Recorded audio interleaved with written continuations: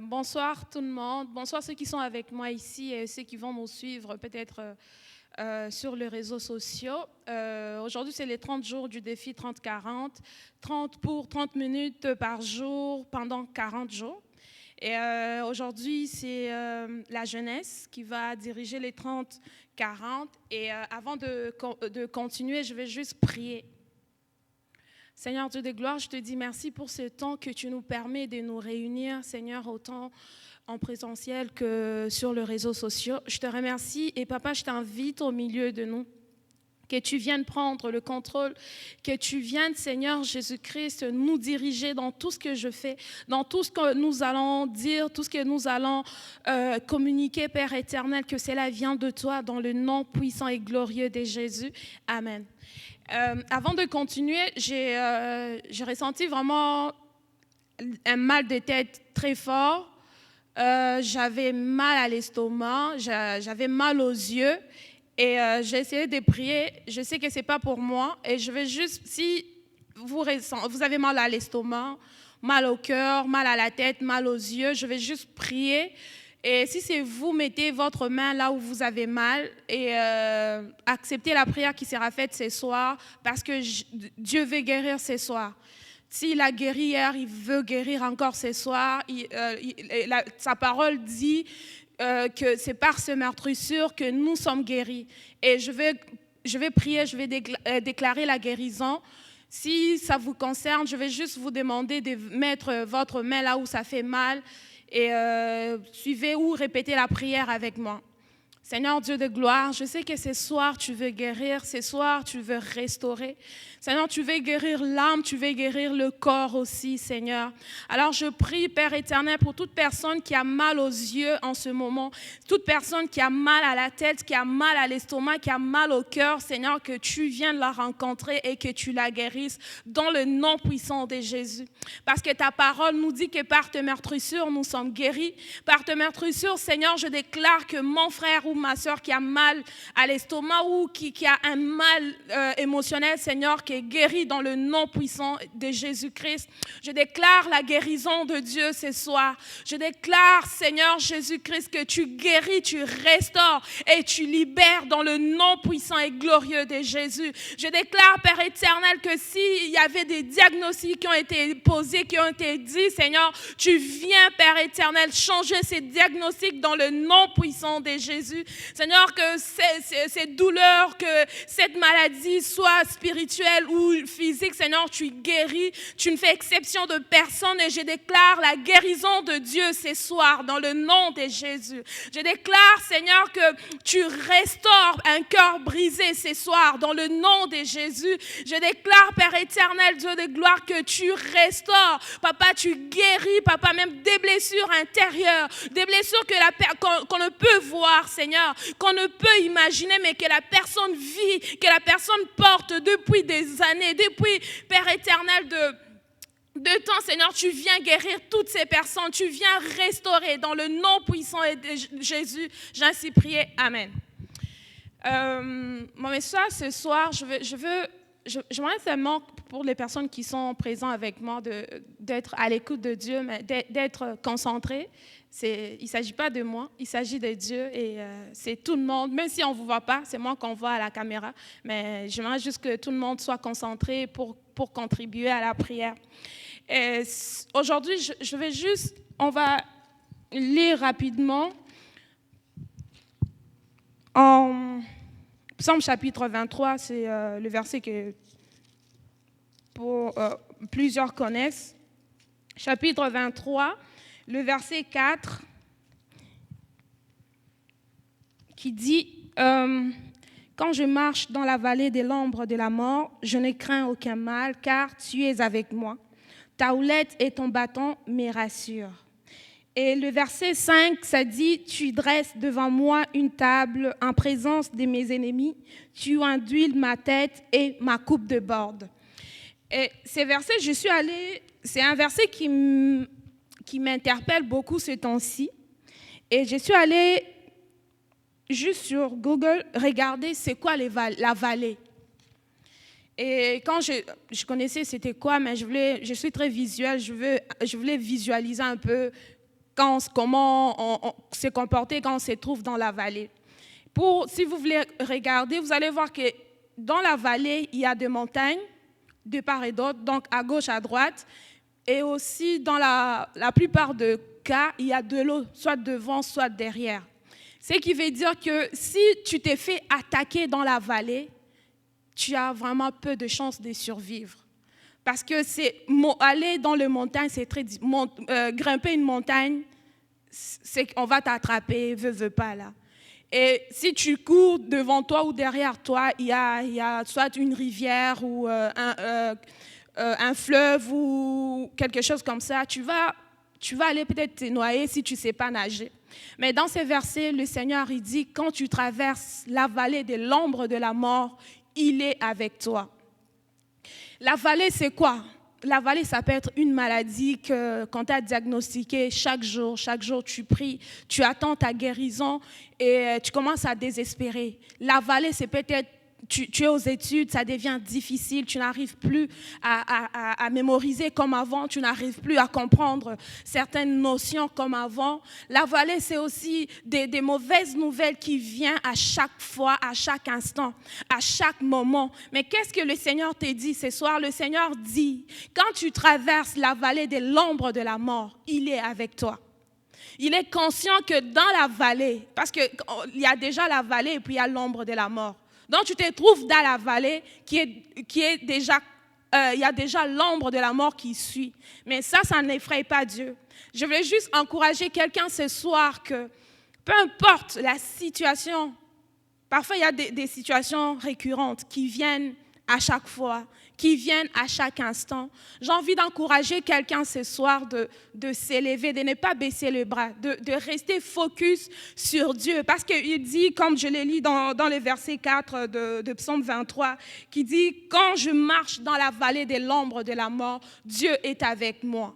Et ce soir, j'aimerais juste avant que tout le monde dans l'assemblée prie, si vous me suivez aussi, que vous priez, que vous amenez votre vallée devant Dieu. C'est quoi votre vallée en ce moment? Est-ce que c'est les études qui deviennent difficiles? Est-ce que c'est une situation financière qui n'arrive plus à finir? Est-ce que ce sont des maladies continuelles, générationnelles, héréditaires dans votre famille? Est-ce que c'est une déception qui peut être amoureuse ou une déception amicale? Est-ce que c'est quoi la vallée aujourd'hui dans ta vie? Et j'aimerais que vous l'amenez devant Dieu. La parole de Dieu dit qu'il est derrière sa parole pour l'accomplir. Alors s'il a dit dans sa parole que quand tu traverses la vallée de l'ombre de la mort, il est avec toi, c'est clair qu'il est avec toi.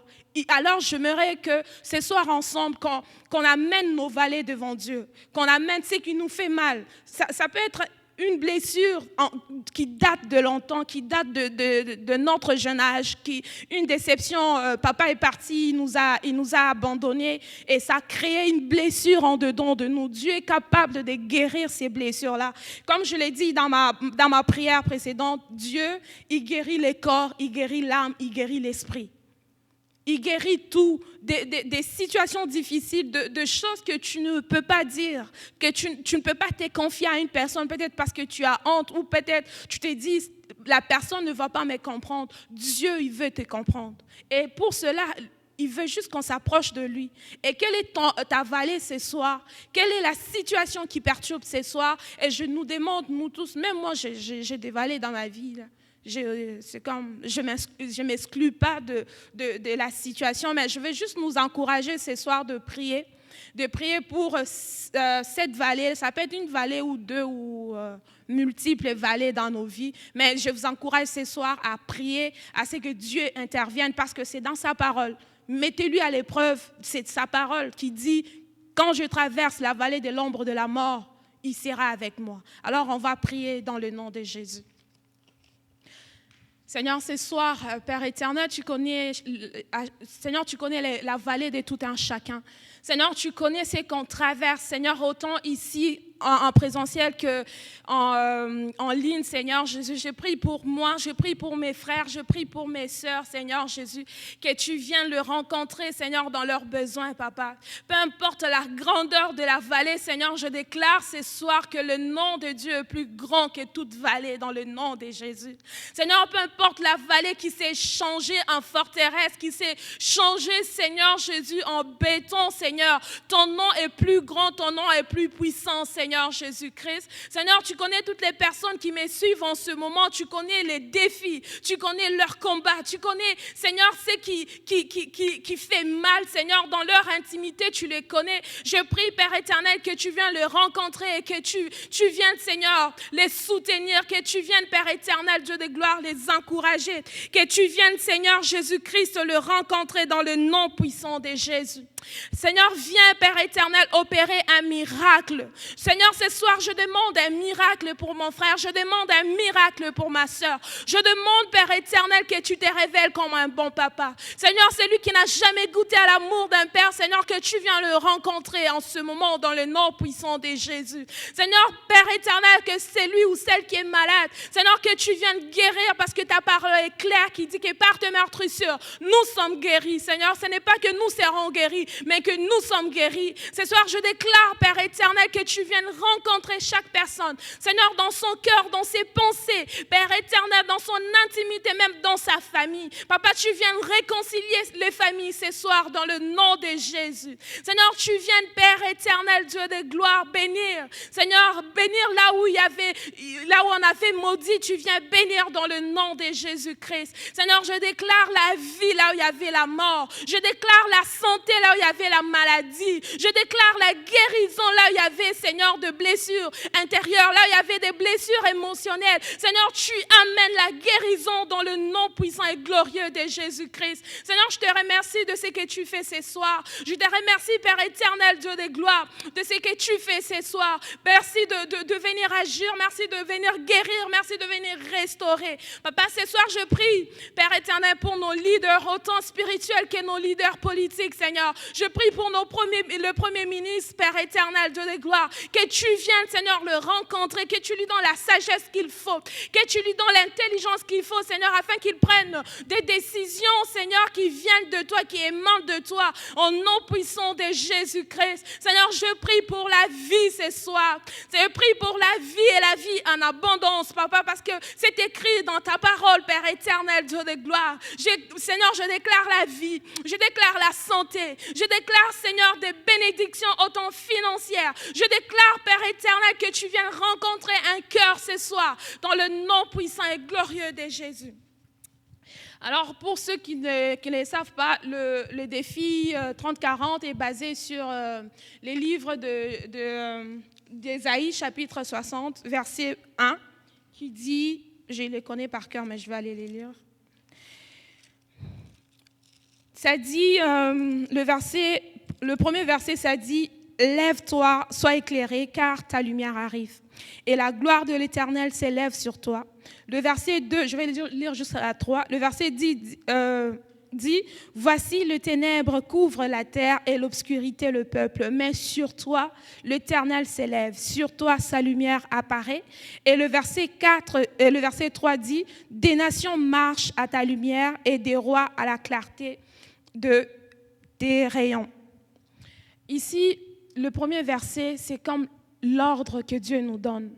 Dieu nous dit, lève-toi et sois éclairé. Ça dit pas que, s'il te plaît, est-ce que tu peux t'élever? C'est comme on nous donne l'ordre de nous lever et d'être éclairé. Et en Josué, je vais juste...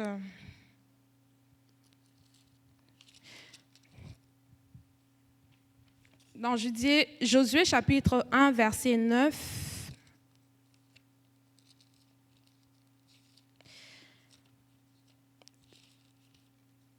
ça dit, le verset 9 dit, « N'ai-je pas donné cet ordre, fortifie-toi et prends courage. Ne t'effraie point et ne t'épouvante point, car l'Éternel ton Dieu est avec toi dans tout ce que tu entreprends. » Les deux versets que je viens de lire il y a l'ordre que Dieu nous donne.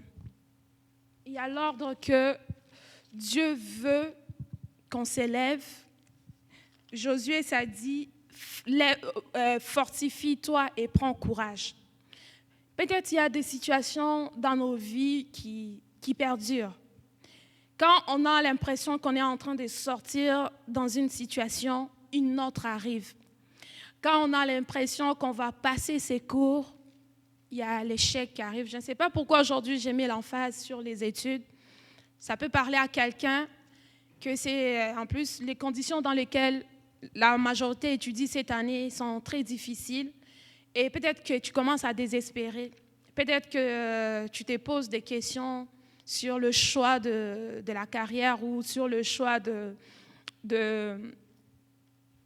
tes études, l'orientation dans tes études. Mais écoutez ce que le Seigneur t'a dit ce soir. Le Seigneur t'a dit, lève-toi et sois éclairé. Le Seigneur t'a dit, fortifie-toi et prends courage. Et quand le Seigneur dit ce genre de choses, c'est parce qu'il nous précède déjà. C'est parce qu'il est déjà devant nous. Le Seigneur, il dit jamais, allez, vas-y mon enfant, je vais rester boire un verre et puis après, je vais te suivre. Quand il te dit quelque chose, quand il dit lève-toi et sois éclairé, c'est parce qu'il est déjà devant nous. Il nous attend que nous, on s'élève pour que lui commence à agir. Tant qu'on reste assis, je peux être là, mais là, ça fait longtemps que je tombe tout le temps malade. Je suis fatiguée, je ne veux plus prier. Mais le Seigneur me dit ce soir, lève-toi et sois éclairé. Le Seigneur me dit, fortifie-toi et prends courage. Alors ce soir, je vais juste encourager quelqu'un. Si ça a été difficile hier, aujourd'hui, lève-toi et fortifie-toi. Si ce matin, c'était difficile, je venais de partager un témoignage, c'était très difficile pour moi ce matin. J'ai dit, lève-toi. Alors que je lisais Josué, ça m'est parlé. Je dis, je veux m'élever. Parce que papa est déjà en train d'agir. Et si moi, je reste assis, je me dis, je pleure mes émotions, ça ne va rien changer. Alors, je ne sais pas pourquoi je dis tout ça. Je n'avais pas tout planifié. Tout ce que je dis, c'est presque pas écrit dans mon papier. Mais j'ai l'impression que le Seigneur veut nous fortifier. Le Seigneur veut qu'on s'élève. Parce que quand il donne l'ordre, il est déjà prêt à agir. Il attend juste que nous, on s'élève. Autant Josué, autant Ésaïe, il dit, lève-toi et sois éclairé. Pour être éclairé, il faut se tenir à la lumière. Et la lumière, c'est Jésus. La lumière, c'est Dieu. Tu ne peux pas rester dans tes émotions. Tu ne peux pas rester dans le ténèbre. Les ténèbres, ça symbolise tellement beaucoup de choses. Les ténèbres, ça peut symboliser le mal, ça peut être une addiction dans laquelle tu luttes, ça peut être une maladie qui t'oppresse matin, midi, soir. Ça peut être des liens générationnels qui reviennent à tout moment. À chaque période, ça revient. À chaque période, ça vient cogner. C'est les ténèbres. Et pour quitter le ténèbre, la Bible dit, lève-toi et sois éclairé. La Bible ne dit pas que reste dans tes émotions et sois éclairé. Oui, on est des humains, ça c'est un corps, il nous arrive de tout abandonner, de dire, Dieu, tu m'as abandonné, pourquoi ça m'arrive, pourquoi ça m'arrive. C'est normal, mais à un moment donné, décide de t'élever et d'être éclairé par la lumière de Dieu. Il n'y a pas de ténèbres en Dieu, il n'y a pas d'obscurité en Dieu. Si vous parcourez, quand Dieu ordonne de venir à la lumière, c'est toujours, lui, il est la lumière. Mon verset préféré, c'est quand on tourne vers toi les regards, on rayonne de joie. Tant qu'on n'a pas tourné les regards vers Dieu, on ne rayonne pas de joie. On ne rayonne pas de joie. Et c'est de la même façon, quand on s'élève, quand tu ne décides pas de laisser, de faire l'effort, c'est aussi de faire le choix, de dire, ok, ça me fait mal, ok, ça fait longtemps que j'endure, est-ce que c'est maintenant que je dois abandonner? Le Seigneur, quand il commence, il finit. Peu importe le temps que ça peut prendre, quand il commence, il finit. Quand il commence, il est le Dieu des œuvres achevées. Il achève ce qu'il a commencé. Et je ne sais pas c'est quoi ta situation qui perdure. Je ne sais pas qu'est-ce que tu t'es dit en toi. Est-ce que tu es sur le point d'abandonner parce que tu ne vois pas les résultats? ou parce que la situation revient à tout moment, le Seigneur te dit ce soir de t'élever et d'être éclairé. Le Seigneur, comme on a lu en Josué chapitre 1, verset 9, il dit, il nous ordonne, c'est l'ordre. C'est comme quand on est des enfants, papa te dit, ramasse ça, mets là-bas, tu ramasses mon ami, tu ramasses. C'est la même chose qu'avec Dieu. Quand Dieu nous ordonne, quand il nous dit, lève-toi et sois éclairé. Parfois, on se demande, mais qu'est-ce qui va m'éclairer? Ce n'est pas cette lumière que nous voyons qui va nous éclairer, mais c'est lui qui nous éclaire. C'est lui qui nous appelle. Ce soir, c'est un cri que Dieu lance. Je ne sais pas, c'est quoi ta situation? Je ne sais pas, je parle tout le temps des situations, la maladie. Ça peut être des addictions, ça peut être des choses que tu ne veux pas que quelqu'un le sache, mais Dieu le sait. Ça, juste comme ça, Dieu le sait et il ne juge pas. Il ne juge pas, il ne te condamne pas. Il veut juste te prendre dans ses bras. Et quand tu t'élèves, quand tu décides de t'élever, lui, il décide d'agir. C'est aussi simple que ça. Dieu, ce n'est pas un tyran qui s'impose dans nos vies. Il dit, je lui ai dit de faire ça, elle n'a pas fait. Ok, moi-même, je vais aller m'imposer dans sa vie. Moi-même, je vais aller lui dire de faire ça. Tant que nous-mêmes, on n'a pas décidé d'agir, tant que nous-mêmes, on n'a pas décidé de nous lever, d'aller à la lumière, lui, il attend. Il est tellement patient. Je pense que la patience, c'est Dieu en soi. Parce qu'il nous attend. Et quand on fait le choix de revenir à lui, quand on fait le choix de lui dire que, OK, là, tu as gagné, Seigneur, je laisse tout à tes pieds, j'abandonne tout, fais de moi ce que tu veux que je sois, c'est là qu'il entre en jeu. C'est là qu'il entre parce que lui, il est comme, il y a toujours un pasteur qui dit, quand Dieu te dit de t'élever, lui, il est déjà debout, il t'attend. Il t'attend, c'est que tu t'élèves. C'est comme ça, je ne sais pas pourquoi je l'ai dit, mais ce soir, j'ai envie de dire à quelqu'un que Dieu, il veut que tu t'élèves. Il te donne l'ordre de te fortifier et de prendre courage. Il te donne l'ordre de dire, oui, il sait qu'il y a des situations qui perdurent dans ta vie, mais si tu ne t'élèves pas, ça va continuer.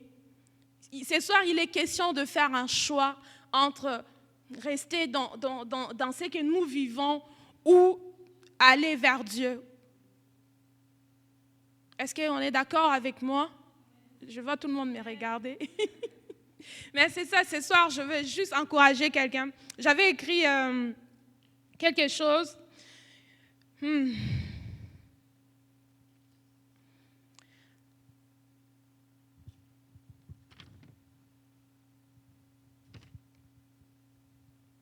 J'avais écrit ceci. Depuis le début des défis, le Seigneur nous ordonne de nous lever et de briller. Est-ce que tu as exécuté son ordre ou tu continues à regarder à ce qui fait mal? Qu'est-ce qui t'empêche de t'élever ce soir et de briller? Est-ce que c'est parce que tu as centré tes problèmes, tu t'es centré sur tes problèmes plutôt que de te centrer sur Dieu? Et quand Dieu nous dit de nous élever, qu'on ne s'élève pas, c'est comme on désobéit aussi. C'est comme nos situations n'amènent pas juste ce qu'on ressent, mais amènent aussi la désobéissance. Moi, quand j'ai comme senti ça, j'étais comme, oups. Quand Dieu dit, lève-toi et sois éclairé, c'est difficile. Moi, pour ceux qui étaient là il y a 2 semaines, c'est difficile parfois des moments qu'on peut vivre. Mais la Bible dit que ça ne sera pas facile, mais qu'il sera avec nous. La vie chrétienne, pour la plupart, la Bible dit que ça ne sera pas facile, mais Dieu sera avec nous. Comme dans la vallée de l'ombre de la mort, il est avec nous. La vie chrétienne, ce n'est pas juste on ressent la présence de Dieu. La Bible dit que ça ne sera pas facile, mais Dieu sera toujours, toujours avec nous. C'est un ami par excellence qui n'abandonne jamais. C'est un ami qu'on peut faire confiance, qu'on peut dire tout ce qui peut nous monter dans le cœur. C'est un ami que quand on s'élève, il attend quand on tombe, il attend assez qu'on se relève. C'est cet ami-là. Ce soir, je vais vous parler d'un ami par excellence, un ami intime à qui, partout où tu es, ça ne prend pas une position, ça ne prend pas un lieu spécifique où tu es. Tu dis, Seigneur, là, j'ai besoin de toi. Là, je veux que tu me serres dans le bras. Là, j'arrive plus à supporter ce que je ressens maintenant. Où es-tu? Il est là. Il est fidèle et juste. La Bible dit, il entend nos cris et il accourt. On a plusieurs fois parlé de l'histoire de fils prodigue. Comme le père du fils prodigue, Dieu accourt quand on fait un pas vers lui. Mais tout est question de choix aussi. Et ce soir, je nous encourage, je pense qu'il ne nous reste plus du temps, mais je vais juste prier. Vous pouvez prendre la position que vous voulez. Priez pour que Dieu, demandez à Dieu, invitez Dieu dans vos vies, d'une façon ou d'une autre, dans vos situations, dans tout ce qui est addictif, dans tout ce qui est difficile, dans tout ce qui est invivable, tout ce que vous ne pouvez pas dire à un homme parce que vous avez honte, parce que vous ne voulez pas être jugé ou vous ne voulez pas être mal compris. Lui, il ne vous juge pas, il comprend toujours. Cet ami qui reste là jusqu'à ce que tu relèves, c'est notre papa. Si vous n'avez jamais expérimenté l'amour de Dieu ce soir, moi je vous conseille de soupirer après ça parce que ça vient avec une douceur, ça vient avec une paix, ça vient avec une consolation que vous ne pouvez pas imaginer.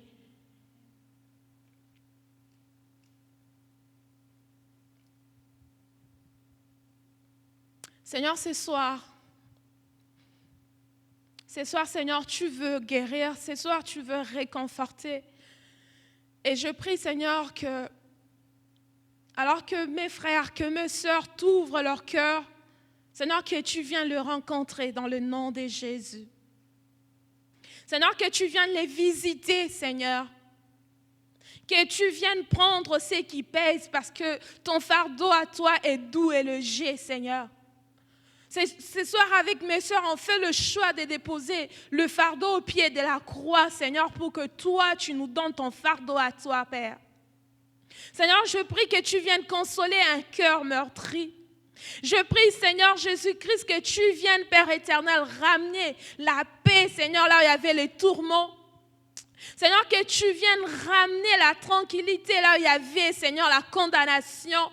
Là où il y avait la culpabilité, Seigneur Jésus. Que tu viennes amener ton amour. Tu es un Dieu qui ne juge pas. Tu es un Dieu, Seigneur, de paix. Tu es un Dieu de grâce. Tu es un Dieu de bonté. Tu es un Dieu fidèle. Et tu te tiens derrière ta parole pour l'accomplir. Et ce soir, je prie pour mes frères, je prie pour mes soeurs, je prie pour moi-même aussi, Seigneur, que tu viennes nous rencontrer dans chaque besoin. Seigneur, on fait le choix de tout mettre à tes pieds. On fait le choix, Seigneur Jésus, de tout abandonner pour accourir dans tes bras. Seigneur, pour te faire de câlins, Seigneur, je sais de ferme conviction que tu veux faire de câlins ce soir. Que tu veux réconforter ce soir, que tu veux ramener la paix, que tu veux ramener la joie là où il y avait, Seigneur. Là où il y avait la haine, Seigneur, tu ramènes la réconciliation, tu ramènes ta miséricorde dans le nom de Jésus. Merci, Seigneur, pour tout ce temps, Père éternel, Dieu de gloire. Seigneur, que ta faveur soit notre partage ce soir dans le nom de Jésus. Amen.